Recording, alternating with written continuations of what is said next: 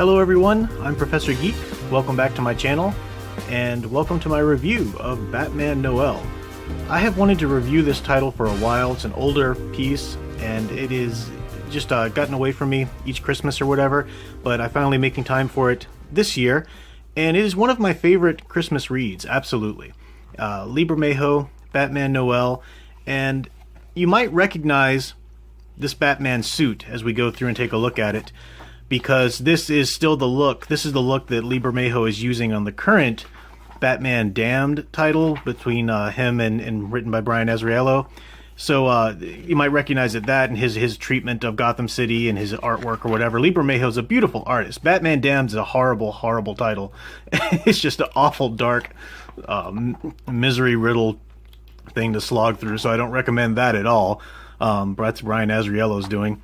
But the Bermejo's beautiful artwork here anyway. So the title is basically a retelling of the Christmas Carol through Batman and Batman's mythos, and that is, and you might think, oh, that kind of sounds cheesy. Not at all, not at all. It's actually pretty glorious the way they do it.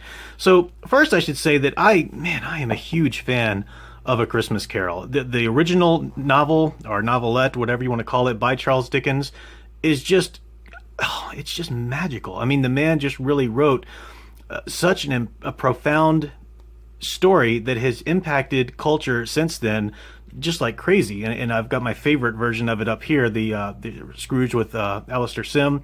Just a wonderful, wonderful story. It's been, and think about it, it's been adapted so many different ways. It's been made through different versions, whether it's Batman or a different television show has done a version of it or whatever. I mean, it's just, it's so ingrained in our public culture and consciousness now.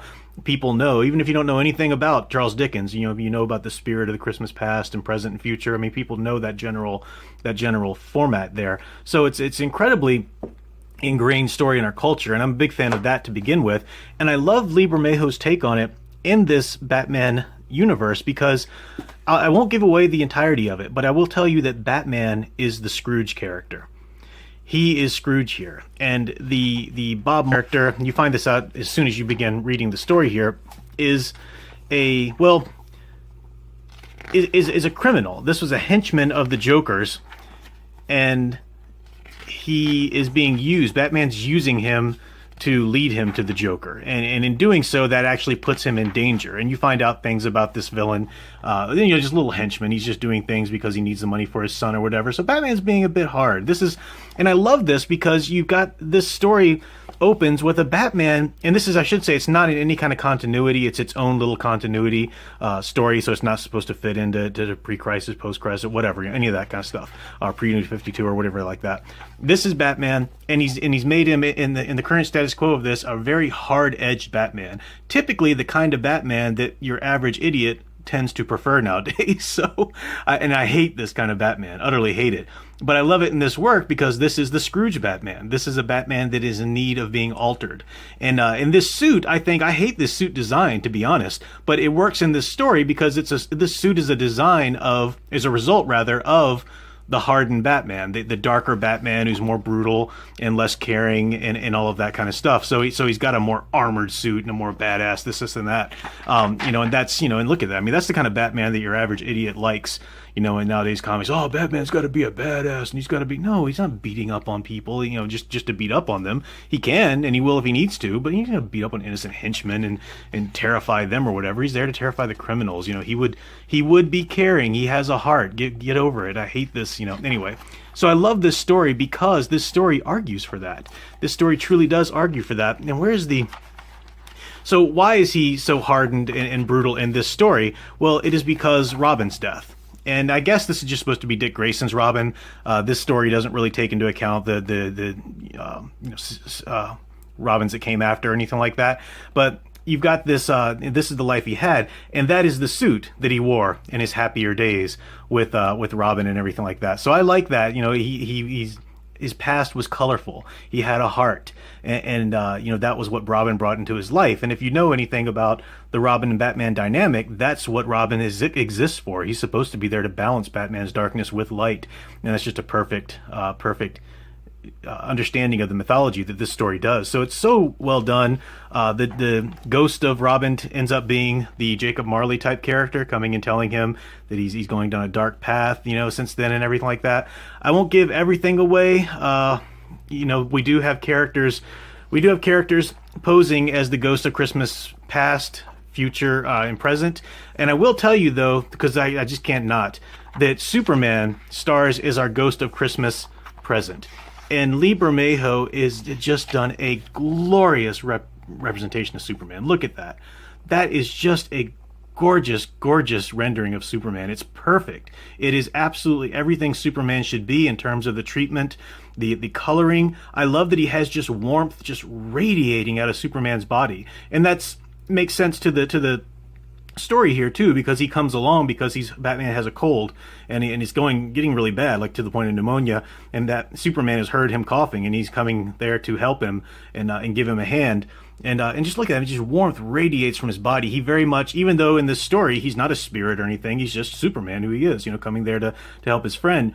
He's very much spirit-like. I mean, it's perfect. He's he's ethereal, and he's just this big bastion of warmth. And he goes and tells Superman, I'm actually going to read you a bit in here, and it's not really a spoiler, but this is Superman's message to Batman.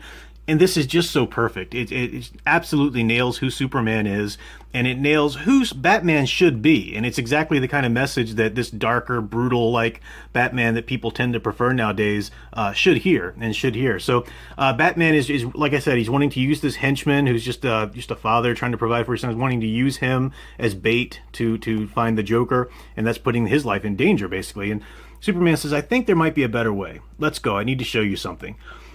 Sometimes I realize that spending so much time above the world makes me forget that there are millions of people out there living their lives, decent lives. I look down and see, and Batman, typical, you look down on people. Not in the same way you do. You look at your people. Take a second look. Look as hard at your lambs as you do your lions. Sometimes I think that helping people, saving people, can be just as easy as showing them your face, the face of someone exactly like them. And then Batman, of course, showing them your face is easy when a bullet can bounce off of it, blah, blah, blah, I'm Batman, or whatever. But by the end, obviously it's taking the Christmas Carol story, and he learns his lesson. And so he certainly comes around. It is the Christmas Carol model, so that's not a spoiler. I love the Batman that he becomes at the end of this story. So I definitely recommend this work, and it's such a great Christmas read. I read this one as well as my Superman Santa Claus team up. I read this every Christmas as well. It's a quick read. You saw the art's gorgeous, but it's a lot of single panel splash pages and kind of images sort of running together and stuff like that. So you read through it. It goes at a quick pace, but it's just glorious. It's a glorious read. Yeah, that art. Lee Bermejo really is something. So I was honestly really disappointed when I saw the Batman Damned, and I saw him using this same design from his Batman Noel, because in the context of this story, that costume is supposed to, like I said, that's supposed to represent the hardened, brutal Batman that he's become, that he shouldn't be. In the story itself, Lee Bermejo himself in this story is coming down on the side of, no, he shouldn't be that character. He should be more warm. He should have a heart and everything. And I know that Batman Damned is part of their adult line or whatever, but there's one thing about Brian Azzarello made a comment before Batman Damned came out, and he basically said, we're not looking to change the Batman mythos or anything. We're just looking to tell some tales and some aspects of the tales that we can go darker that we couldn't on a regular basis. And I thought, well, that's cool. Let's check that out. But no, he's not. In fact, that first issue, besides the whole nude Batman, controversy or whatever, he actually has the whole premise set up of Batman remembering how his father cheated on his mother, and that's just like, no. Stop it. Stop. That's pouring unnecessary darkness and altering the origin, quite frankly, because that's going to change the way the character thinks about his father and stuff like that. So it's just nonsense. Whether or not it turns out in the subsequent issues to be true or not, I don't care. The little tease was there, and that was enough just to turn me off of it. So anyway, I definitely recommend Lee Bermejo's Batman Noel, though. Solid work. It's collected in a nice hardback edition, as I have here, but you can find it in other editions as well, I'm sure. So definitely recommend this. I also should mention that I have one of my favorite quotes from Batman Returns, which was Tim Burton's second Batman film, which is a great film. It really is. It made mistakes here or there, whatever, but you know, still holds up pretty well. And of course, the wonderful flirting between him and Catwoman. And the film takes place at Christmas time, so if it's as much of a Christmas film as, say, Die Hard might be, if you're into that controversy or debate. But I recommend this. Go check it out. And maybe I'll be back with another Christmas review. Maybe I'll have time. I do want to talk about Paul Dini's Jingle, so I will be looking at that over the weekend. I'm coming back with a new archetype video. I'm going to talk about the Paragon and give that the treatment that I gave my other archetypes. So you can look up my archetype playlist if you want to get in on that and catch up before that one releases. We'll be back with some usual live streams and everything. Until then, please check out the Patreon. The link is in the description. Thank you for watching, subscribing, clicking the thumbs up, sharing, all of that, super chats. I appreciate all of that. And until next time, keep enjoying and digging deeper into the hero stories you love, and Merry Christmas.